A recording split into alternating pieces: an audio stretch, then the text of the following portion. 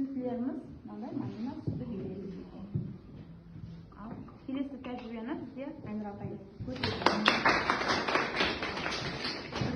Бірінші тәжірибе күнделікті тұрмыста үйде қолданып жүрген тағамдарда крахмал анықтау.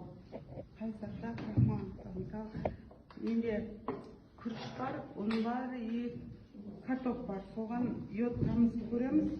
Сондай йод тамған кезде затымыз көгеру керек. Егер крахмал болса, затымыз көгеру керек. Крахмал көгереді, ол сендер кейде өсіп таңыздан да көргесіңдер, Суретке түсірші кейді. крахмал қай өсімдіктегі құрамында тұр?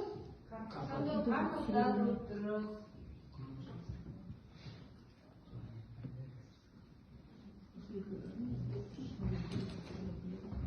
Қарап тұрсаңдар, ұнда, күріште, картопта крахмал бар екен, барлығы неғаватыр, көгеріп жатыр. Бұл крахмалдың органикалық зат, бұл крахмалдың сапалы реакциясы болады. Йодпен әрекеттескенде көгерген